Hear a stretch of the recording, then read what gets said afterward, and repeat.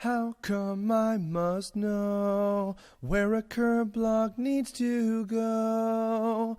How come I must know that the comments hate my singing? I don't know if they do. Do you guys? I'll stop if you want. I mean, or I'll just have to keep coming up with new songs for every single one of these videos for the rest of my goddamn life. This question comes from Lord Draje. Asking, you should do a Kirblog dedicated to .hack and the recent news, which pretty much confirms that there will either be a new game or remakes of the old games, or both. I suppose that this is no, you know what? That's inaccurate. I was about to say that this is one that might have been anticipated for a long time, because a lot of people know that a certain show I do that had a certain trailer for a certain new episode coming out very soon is very much inspired by .hack. But at the same time, I very rarely get, well, I guess that's not true. Not really, but in comparison to how many people are like, oh, Sword Art Online, Sword Art Online, Sword Art Online, Sword Art, you ripped off Sword Art. Like, nobody seems to remember. So, and still, never seen an episode of that goddamn show, and I'm increasingly not sure if I ever will. But that aside, .hack. So I remember back in the days of Yonder, I suppose I was in middle school, when this happened. So this hit around the same time as Mega Man Battle Network, and many moons ago as well, you guys will remember that I did a Kirblog about my memories of the Mega Man Battle Network / NT Warrior / EXE series. And before that, I was big into Reboot, so I was already pretty fond of, like, virtual game world type of things. But I had never grown up playing MMORPGs before. One of my best friends in elementary school was huge into Diablo, and I lost another one of my best friends in elementary school to World of Warcraft, and another one to Final Fantasy XI. But actually, the one who's obsessed with Final Fantasy XI is my friend Jason, who gave me the Dragon Ball GT videotape that you guys might have seen me do a video on as well. But nonetheless. So, yeah, .hack, it just kind of struck one day. I remember seeing the trailer for .hack Sign, the anime series, on Toonami, with the Peter Cullen promo and everything. Like, a young sorcerer named Tsukasa was always rung distinctly in my mind. And, I guess just from the bright-eyed, oh, it's a new anime on TV that I can watch, I decided to check it out. And I remember not understanding a goddamn thing about what the hell was going on in that show, which is odd because you'd think that I would be like captivated, but no, I wasn't so much turned off though. Like, I was intrigued by whatever was going on, but it was extremely unclear. I think the biggest clue I had was the fact that, like, that trailer, the Toonami trailer, talked about how it was an online game called The World. And I was like, okay, cool. So I went to go check it out, and then I was like, I don't know what the hell's going on. But then shortly after that, and I guess I must have maybe watched like a couple episodes, I don't remember which ones, but shortly after that, the commercials for the PS2 games started airing on TV. And I was like, oh, this looks really cool too. And the character designs in particular, which I believe were done by the same artist who did the character designs for Evangelion, if I'm not mistaken, and Fooly Cooly as well. I saw the character designs for the game characters like Kite and all that, and I was like, whoa, okay, I want to check what this thing is all about. And I think I remember then I was in a GameStop that was not far away from where my dad lived, and I just found the first game, which was .hack Infection. It was a quartet of 4 games that were all interconnected with each other in succession in a series together. I picked it up, and I remember seeing the box art, and I was really, really intrigued by how cool the characters looked, and the art was really interesting, and it just, I don't know, it just kind of immediately caught my eye. So I picked it up, and I got the player's guide for it as well, because I'm a hoser. I got the player's guide to every goddamn game I grew up with back then. So, it was before before high-speed internet. Although, actually, no, I should say, I guess I did still prefer to just have the player's guides anyway, because internet existed. By that point I was going on TV Tome, if I'm not mistaken, and interacting with Mike, and that was the whole beginning of Tome. But you guys have probably heard that story already a million times. So anyway, I got into the games, and was really, really just taken aback by like how cool the concept was. Just something about it. Again, as a person who had never played MMORPGs, and I was playing a simulated one, you know, in retrospect, playing the games themselves were honestly not really that fun. I'm sure some people were probably into it, but the actual gameplay of .hack was not really that good.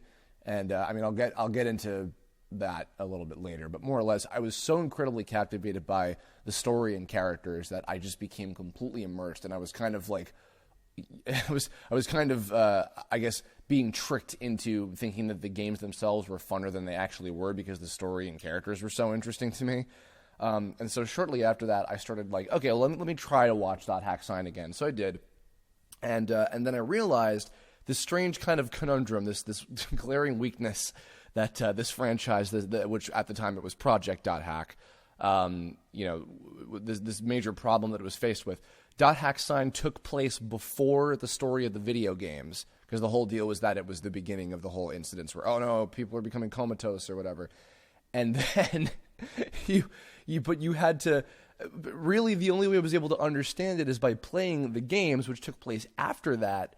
And it's like, okay, that's an immediate disconnect, because it's so difficult to even understand what the hell is going on in the show that takes place before the games, but you have to have played the games to get what's going on in the show. It was like, oh, Bandai Namco, CyberConnect, whoever's responsible, what?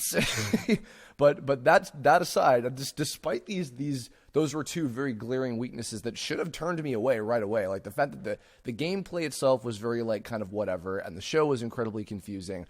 Like those are two major factors that should have turned me right away, especially as a kid. But that just, again, like the whole idea of like, I never seen something like this before where like, I mean, I think I'd probably seen episodes of shows where like you're trapped in a video game and oh, there's this like controversy. I'm sure I'd seen like stuff like that, but nothing as like intriguing and mysterious and cool as this, with such a amazing art style and like all these like it had a massive cast of really interesting kind of different characters and stuff. And Kite I found to be really intriguing, and you know, and just everybody, like I really liked it. And so I just got majorly into it, and I bought all of the other games, which were, oh God, I think Mutation, Outbreak, and Quarantine, I believe were the were the four, well, the next three after Infection. But yeah, so I played through all of them, and you know, was getting deeper and deeper into the story. And I also had .hack Liminality, which was the OVA series that kind of came with each of the games, which was also kind of a cool idea. Just like, even on that note, like having all these different things like kind of all in tandem with each other, this animation and these games and even the comics as well, and there was a card game at some point, I believe. Having all these things kind of interlocking with each other in different ways was really fascinating to me, because Battle Network would have come after that a little bit, and then I had gotten much deeper into Mega Man Battle Network. And I was realizing that the show, the game, the games, and the movies, the manga, English, were all completely different interpretations of each other, and that was cool to me too. But .hack had this whole thing of like, it was a giant world that you could get yourself like deeply invested into, and that's a whole nother subject of, you know, why those kind of things are intriguing to me in particular. But I digress.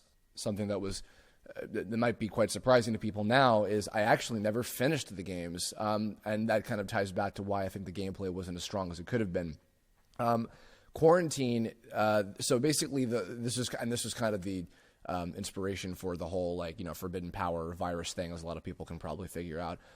Kite, the main character, had this thing called it was like the bracelet, and it used this technique called data drain that would allow him to like seep these pieces of code from like infected enemies in the game, and you had to get these like virus cores or whatever they were called, or something like that. And so you had to use those to open up like hidden levels that would help progress the story. But by the fourth game, you had to have a bunch of earlier ones collected from like the first game. And so it was suddenly impossible for me to go back to the earlier levels and get these from the enemies because I was too strong. I had not collected enough of them ahead of time, so it became like nearly impossible and really tedious for me to get this. And I'm just like, I don't want to do this anymore. You've lost me, guys. I'm sorry. And I think I only had maybe like a couple like of the major bosses left to fight against, but I never finished it. So yeah, then after that, .hack Legend of the Twilight Bracelet began airing. And actually, my first girlfriend at the time was really big into the Twilight Bracelet manga. So I was watching that for a while, and that was back when it wasn't Adult Swim, but it was just like really late on Fridays on Cartoon Network, because for some reason at that time, I think they had Adult Swim on Monday through Thursday nights, but they didn't have it on Friday night for some reason. And then they had the action block on Saturday night with all the anime stuff. But I was watching Legend of the Twilight Bracelet on TV. And it was cute, but I think that was kind of when I was beginning to like, all right, I think my interest is sort of waning on this whole franchise. And it was weird because when .hack.gu, which was, I mean, kind of the beginning of the next iteration of it, there was the .hack conglomerate, I believe. I remember seeing the first trailer for GU in Japanese, and I was like, whoa, this is fucking cool. This is so awesome. I'm really going to get back into this again. And then I never picked it up. I never really saw .hack Roots, which was the .hack sign equivalent of GU, or what it was to that, more or less. Same kind of thing. And yeah, it just kind of completely passed me by. Mariana Miller was really big into it, and I remember she was telling me a lot of things. And I knew that like there were certain characters in GU that were actually the characters from the original .hack games that had changed and evolved into like a different sort of person or whatever. And I was like, oh, that was really interesting, and the designs were even more cool and in depth and stuff. And it was still interesting to me, but like by that point I just kind of stopped following it. And I remember hearing about, oh, they're going to do an MMORPG, like an actual .hack MMO that you can play, and I never got into that because it never came out over here. And then there was the fighting game. I know there was that newer OVA with the three girl characters that kind of looked like the Azure trio or whatever. And that was cool, but yeah, by that point, I had just completely kind of fallen off the map of it. It was strange because, again, like Mega Man NT Warrior / Battle Network / EXE, whatever, that franchise, I was like fully 100% enveloped in absolutely every bit of it, and I never lost interest in it. With .hack, see, and you know, this is I think something that kind of plays into the negative aspects of TOME as well, because like as in the version of it that I'm doing now. The whole MMORPG setting with, like, you know, people meeting over the internet and becoming friends and forming bonds with each other and helping each other out under like a stressful circumstance, that whole concept and the story that I had gotten to experience for everything that I saw in the .hack franchise, that alone was so much to captivate and inspire me. Again, at a time where my best friend had moved away, and I was keeping in touch with him on an internet forum, and we made all of our first internet friends, etc. Like, and then again, that coupled with the Mega Man Battle Network thing, that whole fascination, like all of that kind of coming in at once, just lent itself to a major source of inspiration for me. So I found like that just the concept alone was enough to really, really hammer like, oh, like I want to do something like this now. Now, that's a good thing and a bad thing, because, I mean, on the good side of it, it's like, oh, I'm really happy that, like, I managed to do this, and I'm really proud of what I managed to pull off, especially with the current version of it, not so much the original TV Tome Adventures, but the current iteration of Tome, inspired by that same sort of thing, I'm really proud of. But I might do a Kirblog about this at some point down the line, maybe eventually, but there was this one movie I saw called Adam. I was taken to go see it. It was like a Fox Searchlight, it's like an indie movie, and it was about a guy with Asperger's syndrome, and it was directed by a guy who had seen an interview on TV with a guy who had Asperger's syndrome and was like, that's really intriguing. I want to make a movie about a character who has autism, and then just made a movie without, I think, really having, I mean, at least evidence to me through watching the movie, did not really have a firm grasp on what that actually was. And then I just watched that movie and I was like, this is fucking embarrassing. I might do a whole Kirblog about that movie someday if I can stomach it, but whatever. Anyway, the point is, it's kind of like that in terms of, wow, I'm really intrigued by this whole deal, yet I've never played an MMORPG, which Liz, I mean, can tell you, if you remember from the World of Warcraft Kirblog that we did a while ago, you know, she reams me a new asshole because I don't have any real experience playing an actual online RPG game with people and knowing what that's like, and knowing what having the actual experience of that kind of you know, scenario for a story that any person could just pick up and do because it's now free to play that game, for one thing. There you go, Blizzard. Congratulations. You get a free advertisement from me without me even trying to. Yeah, I bring that up because I'm pointing out, I think that's part of what gives me kind of the shortcomings of Tome in terms of like the world building of the game itself. Like, you know, there's so many holes and lapses of logic and things with like how the game itself actually works in the show, because I'm more thinking about the actual storytelling and the characters, which, you know, there's some value and logic to that, but I completely understand why, you know, Liz, for one person, as somebody who works on the show, but even the people who you know, watch the show, you know, having gripes with that is completely understandable. And I think it stems from the fact that I just got so excited about the concept of .hack and was so intrigued by that. You know, I guess kind of naively in a way, that was what kind of inspired the whole idea of doing Tome, or, you know, TTA before it. That said, so I tried looking for stuff, and I had kind of a hard time actually finding, like, oh, they're doing new .hack stuff or whatever. I don't know if they are. Like, I'm not sure if, like, they plan on doing some sort of port or remake or remaster or what the hell ever. I have no idea. Would I play them? I don't know. I don't have a PS4, for one thing, and I don't really think I also have the time commitment to play those anymore. And honestly, if I were to play a game like that now, if anything for research purposes, I would probably play an actual MMO and not a simulated one, because I did eventually look up the ending of the .hack games like way later, and also kind of I guess to kind of end things on a positive note, I did eventually watch the little bonus episode. There were two of them, but the last bonus episode of .hack Sign, which takes place after everything, after all the games and everything, and it has the characters from the game. It's got Kite and all of them in there. And, you know, they have a little party together, and that was really cool to see that come together. I really enjoyed that, and having, like, you know, everything all kind of finally tie in with each other at the end. So that was, you know what, now that I think about it, that might have been the reason why, like, I eventually kind of just was like, all right, I think I'm done. Because even though GU is really intriguing to me, it was kind of like my experience with Digimon, weirdly enough, another Bandai, you know, franchise, where I saw the ending of season 2, where they all grow up and they have kids and blah blah blah, and I was like, all right, I think that's a good place to just kind of stop. And I know everybody's like, no, but Tamers and Frontier and Fusion are great. I get it, I know, but I was done personally. And GU, I think, you know what, maybe if things had lined up differently, maybe I would have been more interested in playing them and going out of my way to get them. I don't know if they're funner to play. It seemed like the gameplay at least looked more interesting and a little bit more like it would have actually been functional and engaging for a simulated MMO, like with just like some action elements or whatever, beyond just like running around and pressing the same button over and over and just like sifting through menus and shit for the original .hack games. But I don't know. I guess on that same note, that's a good kind of place to end here.